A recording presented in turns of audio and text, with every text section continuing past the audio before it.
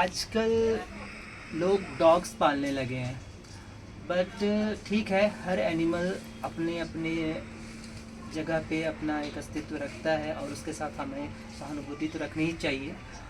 लेकिन अगर मैं देख पा रहा हूँ कि आज गायों की हालत सबसे ज़्यादा वो मतलब कचरे से खाना ढूंढने के लिए बिल्कुल मजबूर हो चुकी है, और एक्सीडेंटल केसेस में इतने ज़्यादा गायों पे कोई ध्यान नहीं। देखिए, डॉग को शुरू से ही प्रोजेक्ट किया गया है कि उसको एकदम लग्जरी कंफर्ट दे करके उसको रखो, एक स्टेटस बना दिया गया। लेकिन काऊ जो हम हिंदू सनातन का बिल्कुल सेंट्रल बैकबोन है, उसके बिना ना कृषि है ना कुछ है, मतलब एक डिवाइन चीज़ है, पूरा होलिस्टिकली वो एक देवता ही है, प्रकृति ही है, बट उसके बारे में किसी को नज़र नहीं जाती है किसी जी।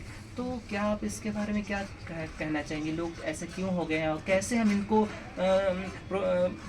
गायों की रक्षा के लिए, उसके सेवा मतलब उनके सपोर्ट के लिए क्या क्या कर सकते हैं? समय बदलता गया। हमारी वैदिक संस्कृति में गाय की हर चीज़ की बहुत वैल्यू थी। उन दिनों चाहे कृषि के लिए भी ना हो, लेकिन हमारे यज्ञ वगैरह हुआ करते थे, तो गाय जैसी चीज़ों की बहुत पूजनीय उसमें दिया जाता था। लेकिन जैसे जैसे हम भौतिकवादिता की ओर बढ़ते गए, प्रकृति से विकृति की ओर आते गए, तो हम अपनी पुरानी संस्कृति को में ठहरना हमें पसंद नहीं आया। जो है भौतिकवादिता जब बढ़ती गई, तो ये सब विचार भी, क्योंकि इन सब चीज़ों का कनेक्शन हमारे माइंड के साथ ही पड़ता है। सारा खेल तो माइंड का ही है, मन ही तो मानव है। तो उसने फटाफट यही चीज़ों को दुरुपयोग शुरू कर दिया। बिजनेस युग में हर चीज़ को बिजनेस पॉइंट ऑफ व्यू से लिया जाता है। पहले गाय वगैरह पाली जाती थी तो घर की सदस्य, और बहुत मतलब आदर, उनको गौ माता ही कहा जाता था। हालांकि वो अपने बच्चों की माता है, लेकिन फिर भी वो माता के रूप में उनको आदर दिया जाता था।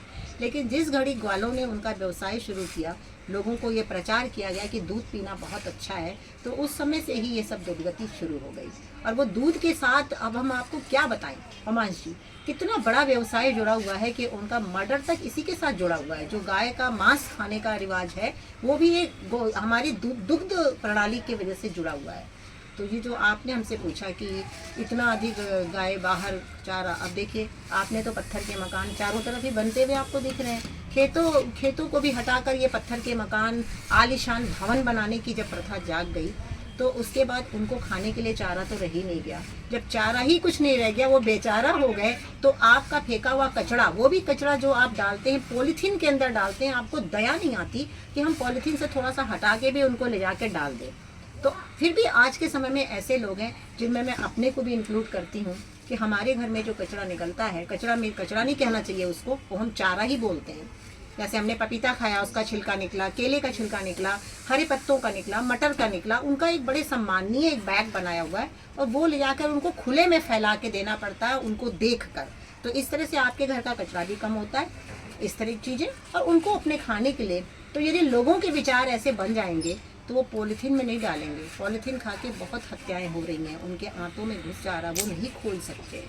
ये सब वजह है, और तो बहुत सारी वजहें हैं। बिल्कुल, आपने सही कहा कि जो हम जिस तरह से जितना हम कर सकते हैं उतना करें, लेकिन डायरेक्टली बहुत लोगों को लगता है कि हम तो गाय का क्या कर सकते हैं, उतनी बड़ी जानवर को रख नहीं सकते हैं आज के सिटी लाइफ में।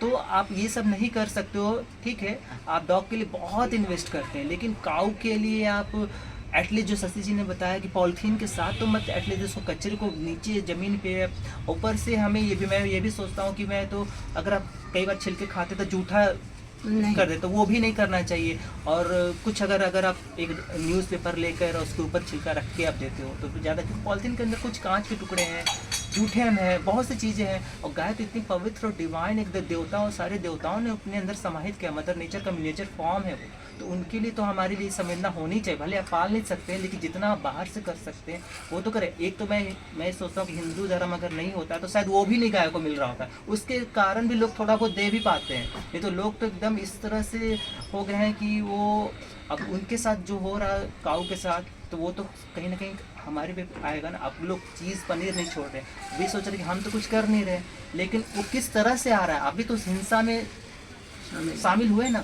तो ये बहुत ही अच्छा हमने ये आपने बताया कि काऊ कितनी बड़ी समस्या है, मतलब काऊ समस्या नहीं, काऊ के साथ जो दुर्व्यवहार और कितनी बड़ी समस्या है आज की समस्या है। अप्राकृतिक जीवन शैली, हाँ, उससे मानव का विचार बदला, और लोगों ने अपने स्वार्थ के लिए गाय के लिए रोटी निकालना शुरू किया। मुझे तो ये लगता है, क्या गाय रोटी बना सकती है? क्या कुत्ता बिस्किट खा सकता है? Exactly. ब्रेड खा सकता है? आप घरों में कुत्ते को पालते हैं, कुत्ते का खाना तो इस तरीके का है ही नहीं कभी। जैसे आप डॉग्स कहते हैं, बहुत अच्छे लग्जरियस में पालते हैं, लेकिन उनको आप खिलाते क्या है? अल्टीमेट आपको दिखाई देता ही है कि उनको भी गठिया होता है, उनको भी कैंसर होता है। बताइए, जो बीमारी मनुष्यों में है वही बीमारी पशुओं में आ गई, जानवरों में आ रही है, क्योंकि आपकी विकृति के द्वारा ही वो विकृत हुए हैं। तो गाय को रोटी खिलाना ये सोच के कि बहुत पुण्य का काम है, मैं समझती हूँ बिल्कुल पुण्य का काम नहीं है। गाय का खाना तो उसका डिज़ाइन ही है चारा खाने के लिए, घास खाने के लिए।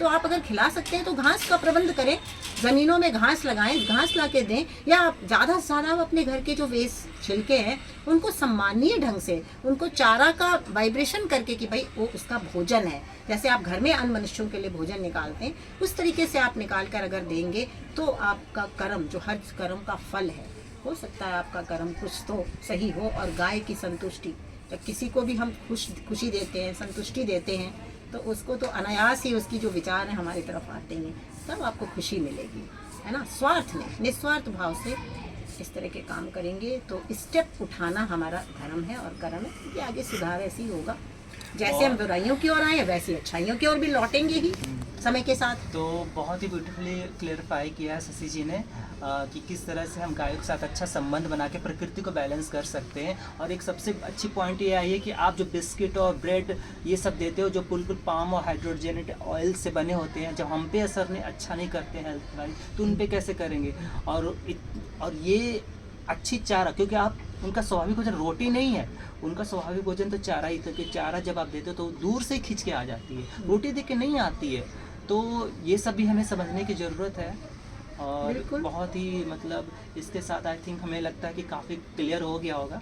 तो हम अब तक ये जो गाय के प्रति जो एक संवेदना संदेश है, जो समस्या थी, उनके मन की व्यथा थी, गायों के जो पीड़ा हो रही है कुछ हद तक क्लियर हो पाई होगी। तो ठीक है, धन्यवाद। धन्यवाद, धन्यवाद आपका भी।